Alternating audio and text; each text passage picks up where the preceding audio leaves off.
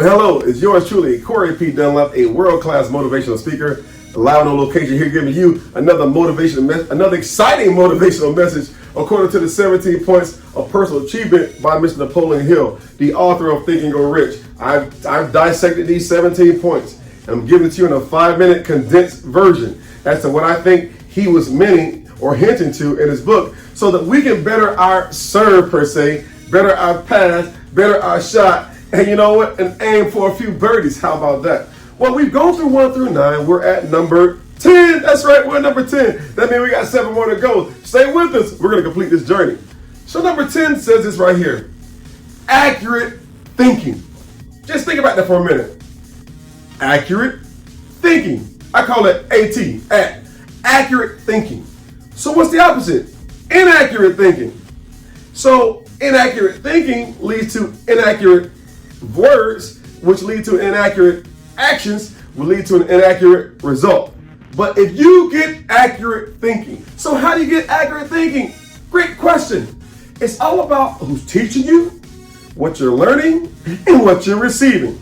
That's how you grow and glow in this thing called life. You got to be careful what you're being taught because you have got to unlearn some things or unravel some things that have had you bound and tied up.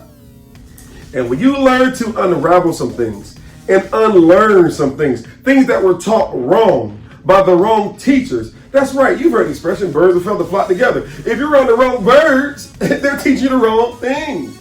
But if you're with the right birds, per se, how about the right brothers, the right birds, right brothers, WB? That's right. If you're with the right birds, or the right brothers, or the right sisters, WS, right sisters, you know what happens? Or the RS, right sisters, you know what happens? You'll find yourself moving in a place where you are dealing with accurate thinking. According to Mr. Napoleon Hill, it is the power of thought. It's the most dangerous or the most beneficial power available to man, depending on, listen up, how he uses it.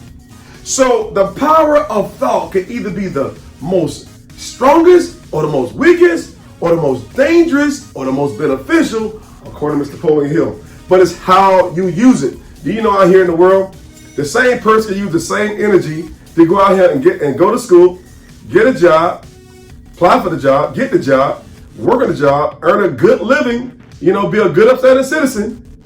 They can take that same energy, that same person, and become a bad person, plan crimes, plot crimes, act as res and mens res. Mens res is the mindset of your crime. Act as res is the act of the crime. So guess what? Same person, they can choose to take that energy or that way they think and do right things, or take that same knowledge base and do wrong things. But guess what? They're both going to 2 different places and 2 different destinations.